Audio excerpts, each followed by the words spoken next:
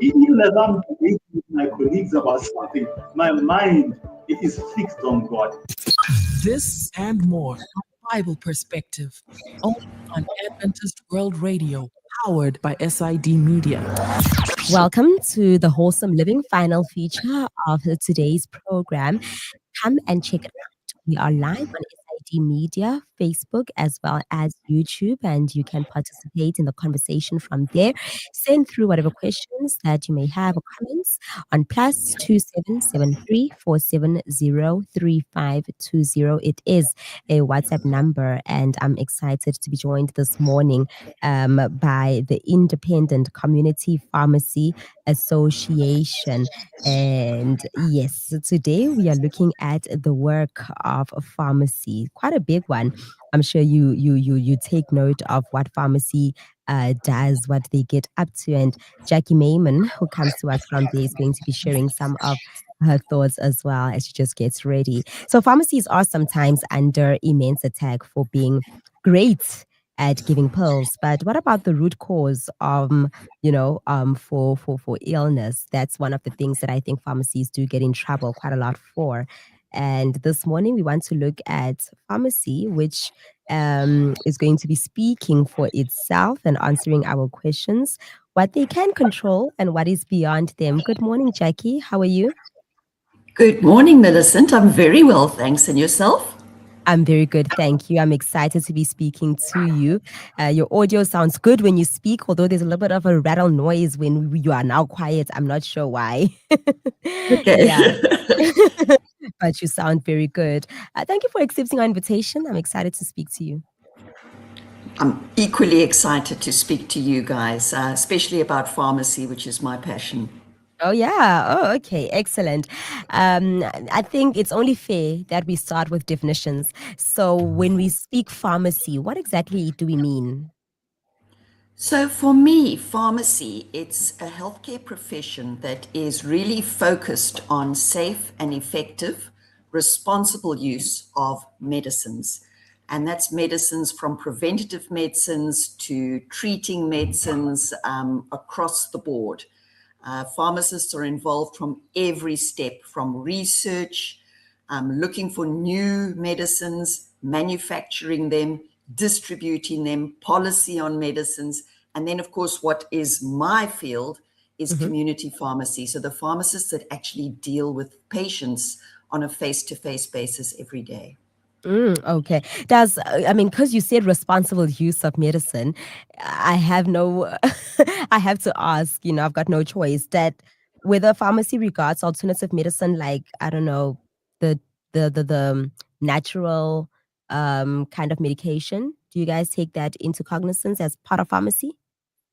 Absolutely. Anything to do with health, pharmacists are involved, and we can advise. So many people think that if something's natural, it's safe.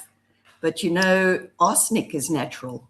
So the difference between medicine and a poison is the dose. The difference between medicine and the poison is a dose. Wow. I 100%. was not expecting that. You guys, you come to us from the Independent Community Pharmacy Association. I'm interested in your history. Why did you want to go independent? From who, by the way? So there's quite a long history there. So prior to 2003, all pharmacies had to be owned by pharmacists.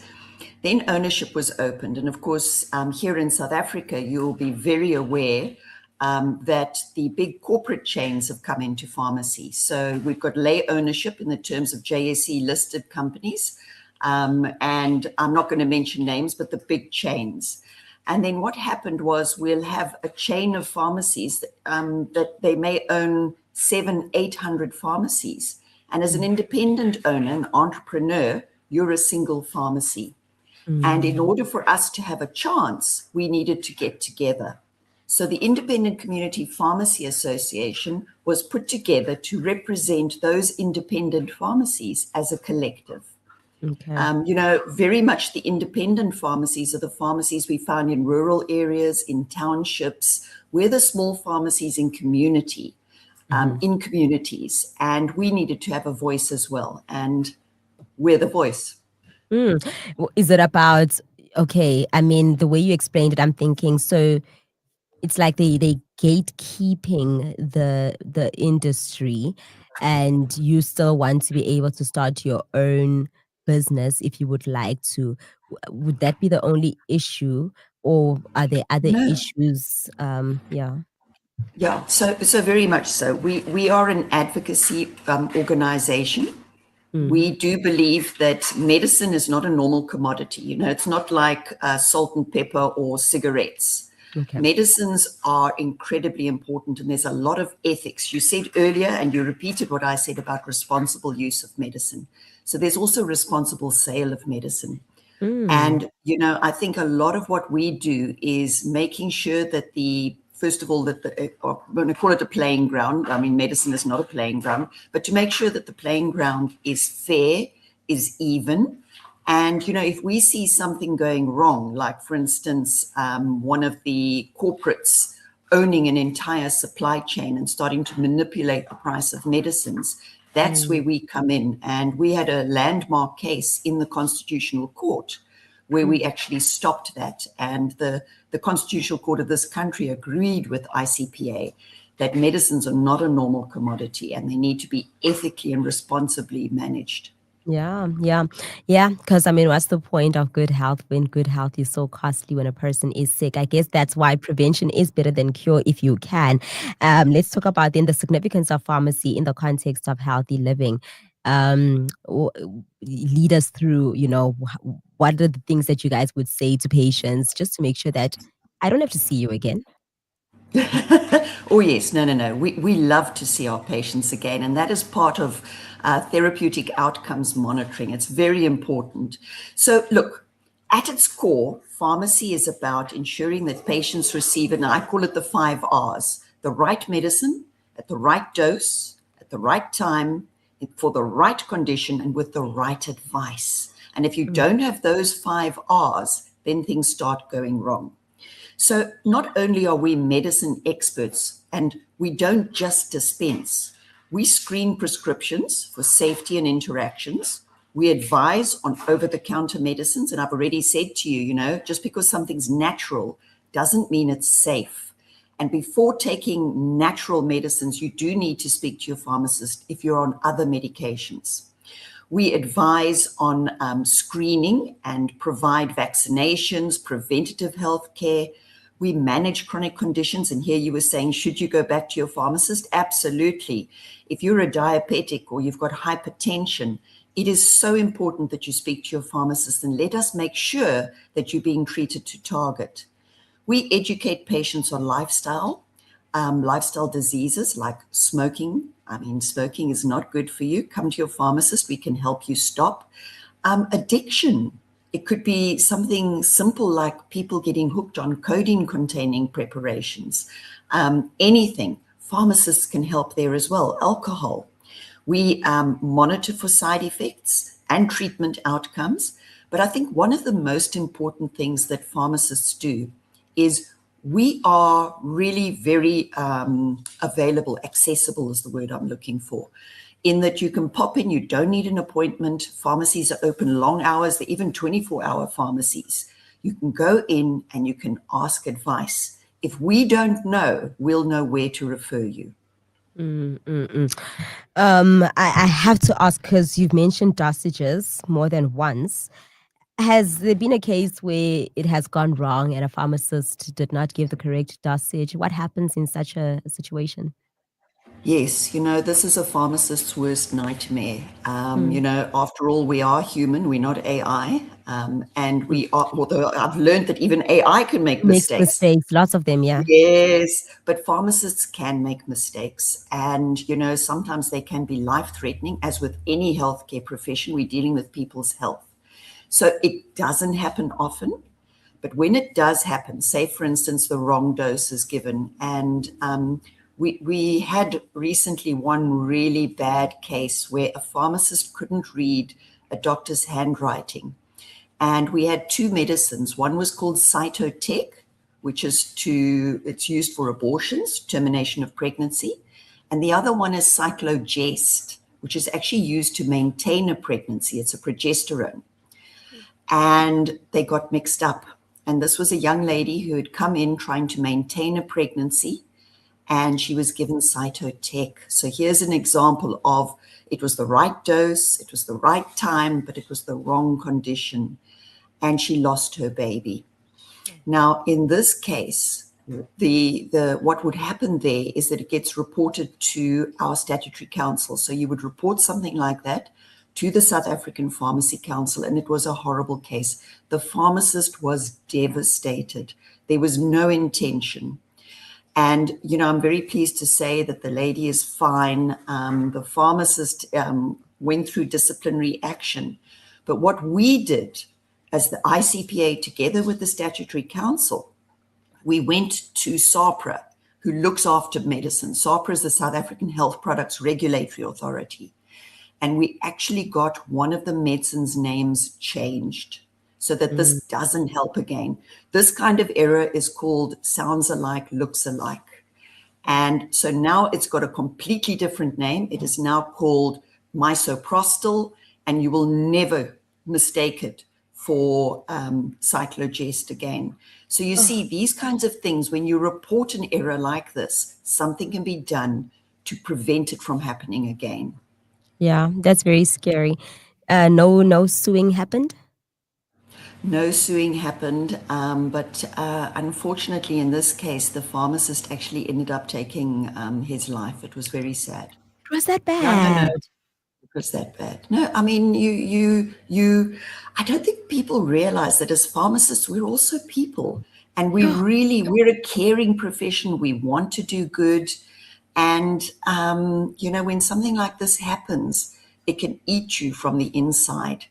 And, you know, I think there wasn't a good support structure in place because, you know, things happen. You could be the driver in a car and you have an accident, you kill somebody. So important. And I think, Millicent, here where your radio can make a difference is whatever happens, you need a good support structure because otherwise things can go horribly wrong. Yeah, especially when, like what you're saying, you actually mean well. You actually mean well. It's you're not going there. Because I mean, I'm thinking of this shame. No wonder this pharmacist. Oh my goodness, this lady. What if you struggle to actually fall pregnant, and now you finally fell pregnant. Now you're excited, and then whoa, termination, and that is insane. No, Yeah. it was a horrible mistake, and that's why the statutory councils took it so seriously, and the name was changed so that we can never get them mixed up again. Something else we're trying to do in pharmacy to prevent these kind of errors, which is basically a transcription. We can't read the doctor's writing, and if you've ever looked at prescriptions, some of the doctor's writing Why do they write is like that? hieroglyphics. Yes. So we are moving towards e-scripting. So this is electronic scripting, and in the back end is built things looking at interactions. So medicine is becoming far safer. And as I say, this was something that happened a few years ago, and we learned from that mistake. But yes, pharmacy is a very caring profession, and there's never intention to hurt anybody. Sure. I'm so glad that you guys are gonna prefer the computers to write those doctors' prescriptions, because I don't understand why they are taught to write. Like, I just don't get it. So who is supposed to be able to read that?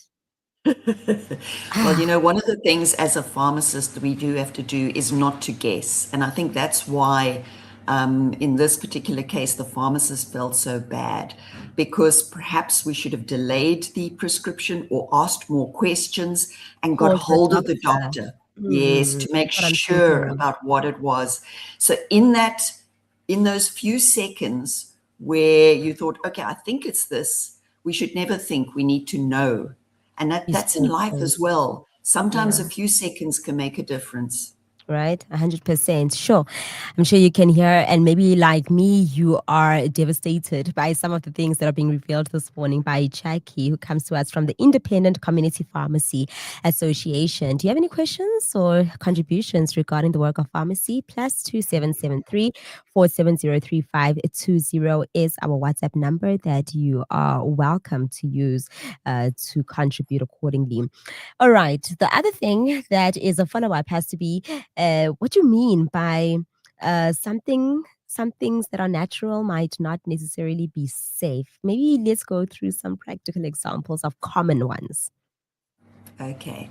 So, okay, I'm going to give a few examples here. You take something like medication for lowering cholesterol or medication for lowering blood pressure. So, hypertension and cardiovascular diseases are one of the greatest or the biggest killers here in South Africa.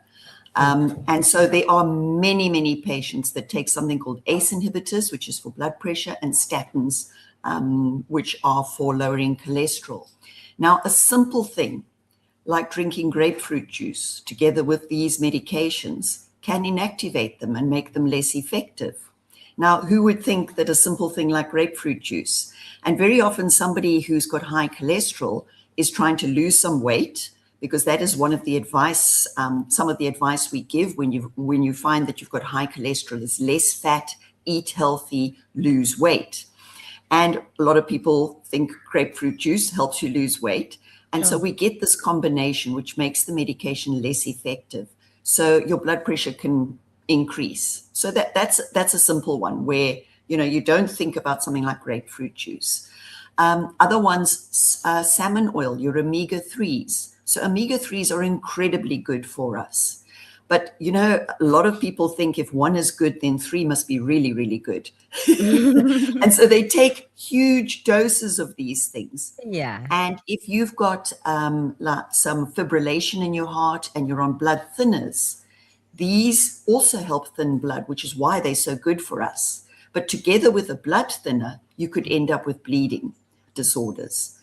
I can think of some others. For instance, there are certain medications, natural medications, which are natural antidepressants, and they can interact with a number of medicines.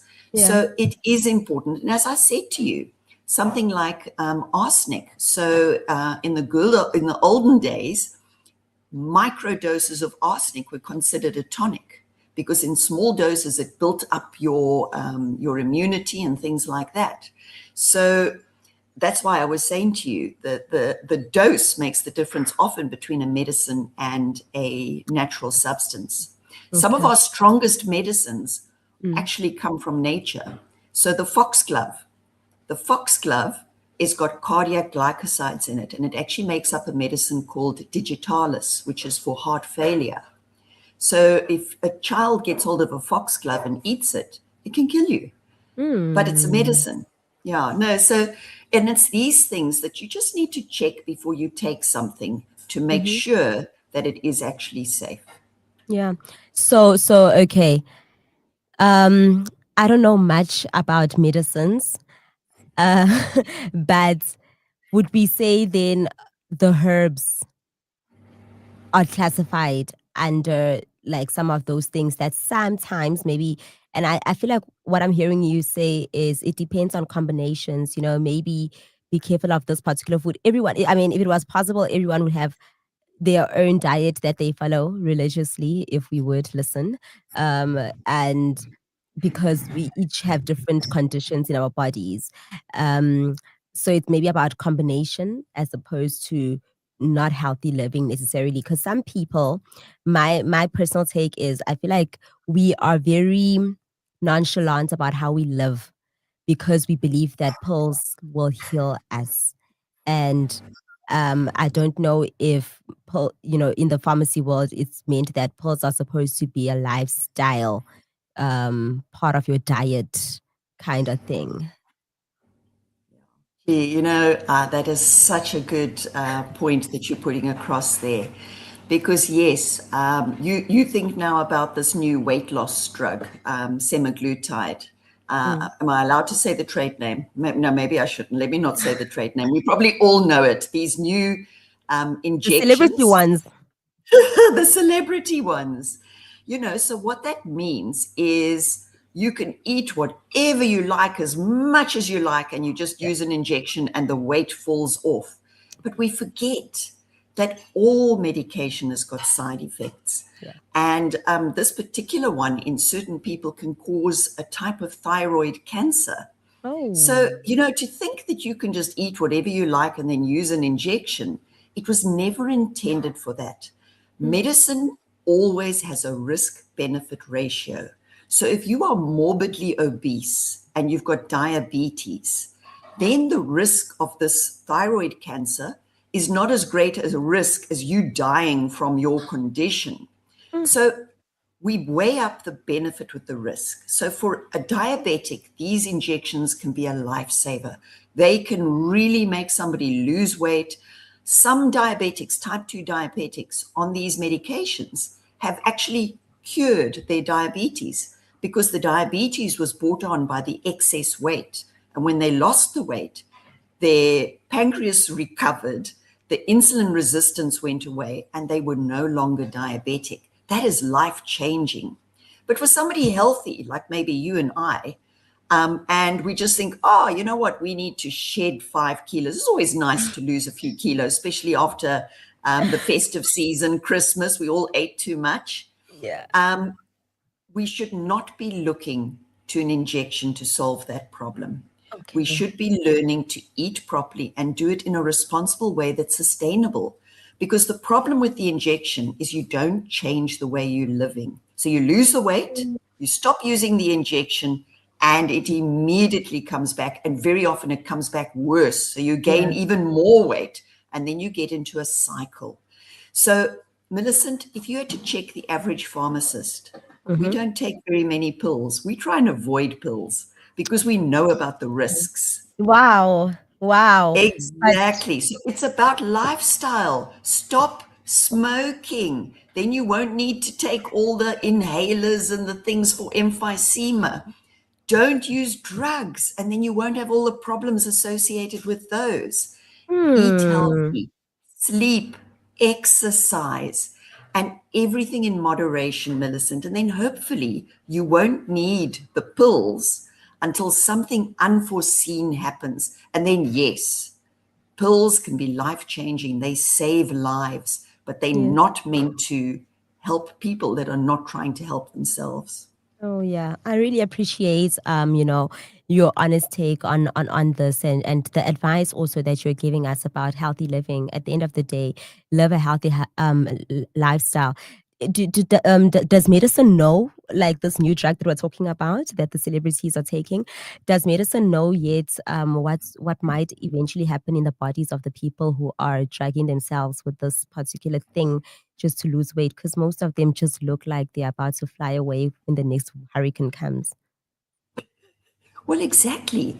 I mean, I've seen some shocking pictures of people that were, look, they were, let's use the word chubby. They were curvy. And now they look like lollipops. There's like this stick with a head on top. Yeah. You get things called, I'm going to use just the O instead of the full word. Yes. O bum. You get O face because they get this drawn face. It ages them because you lose all the fat that's that keeps your face looking rounded. And they become extremely thin. It's not healthy. You remember in the 70s, 80s, we had a lot of anorexia. Well, now this is a new form of anorexia. Yes, and you get into these circles of weight gain, injections, weight gain. So look, millions of people have used it. And on a scale of risk to benefit, it is a relatively safe medicine, but it does have side effects. And one of those is a cancer that affects your thyroid. Aside from other things, we've had gut blockages where people, their guts are blocked and they've been rushed in for surgery. It affects gastric emptying.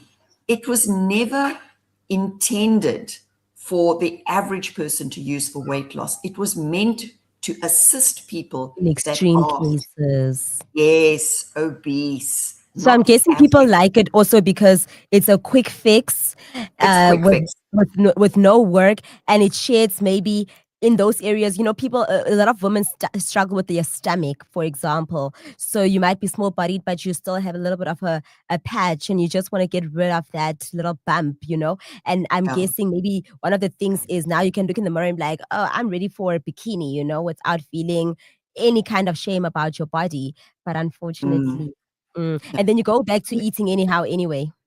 Exactly. And the problem as well is that, you might think, okay, I need to lose that little muffin around Yeah. my stomach. But of course, the first place that it falls off is the places you don't want it to fall off. It's like your face, and you end up looking drawn. Your bottom, for some reason, I don't know why. So it's, and I mean, people go to extremes, plastic surgery, liposuction. So of course, we've tapped into a market where people are very aware of what they look like.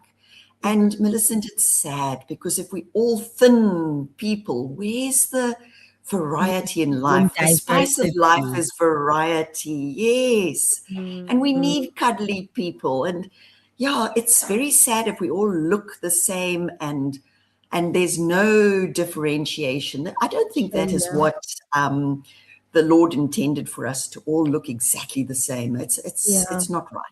Shay, my other fear is literally how you can be thin, but that doesn't mean you're healthy. What is happening on the inside? What's happening around your heart?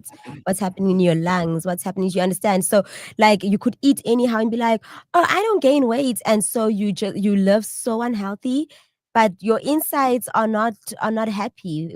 Just because you look fine on the outside, you've got good skin because we all just take products, and like there's an easy way out with everything, Yes. but we really are killing ourselves still anyway. Sure. 100%.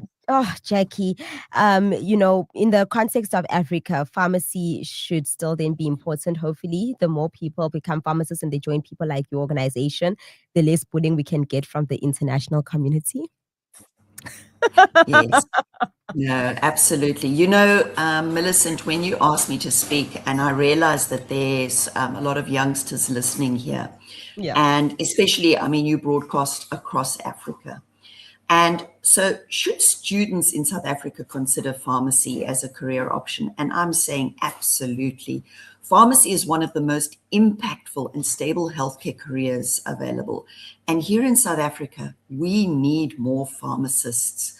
We've got growing healthcare needs in Africa and in South Africa. We need to be looking far more at primary healthcare. Instead of treating problems when they come along, we need to be trying to prevent them. We need to move away from this idea of this curative model where we are using medicine to treat conditions to rather preventing these issues.